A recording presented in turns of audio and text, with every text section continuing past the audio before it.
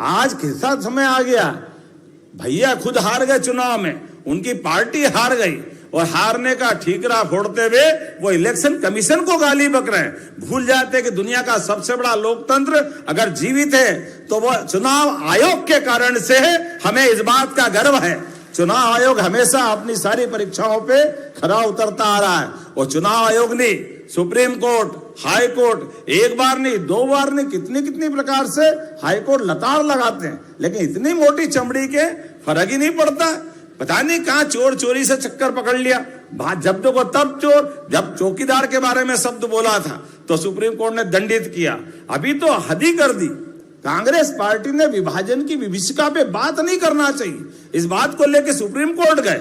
अब ये कोई बात हो सकती है क्या?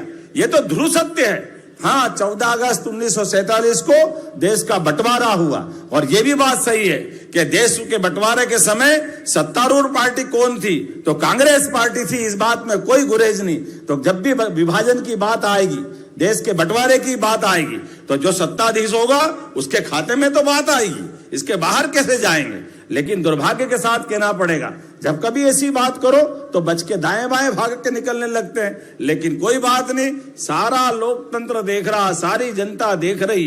यही कारण है कि एक तरफ ये रोने वाले लोग और एक तरफ 56 इंच और उनकी विश्व स्तरीय पार्टी के लोग, जो विश्व की सबसे बड़ी पार्टी है, एक के बाद एक विजय पताका फहराते हुए सुशासन के लिए जो बन सकता वो सब कर रहे हैं। आज कैसा समय आ गया, भैया खुद हार गए चुनाव में, उनकी पार्टी हार गई और हारने का ठीकरा फोड़ते हुए वो इलेक्शन कमीशन को गाली बक रहे हैं। भूल जाते हैं कि दुनिया का सबसे बड़ा लोकतंत्र अगर जीवित है तो वो चुनाव आयोग के कारण से है। हमें इस बात का गर्व है, चुनाव आयोग हमेशा अपनी सारी परीक्षाओं पे खरा उतरता आ रहा है। और चुनाव आयोग ने सुप्रीम कोर्ट, हाई कोर्ट, एक बार नहीं दो बार नहीं, कितनी प्रकार से हाई कोर्ट लताड़ लगाते हैं, लेकिन इतनी मोटी चमड़ी के फर्क ही नहीं पड़ता।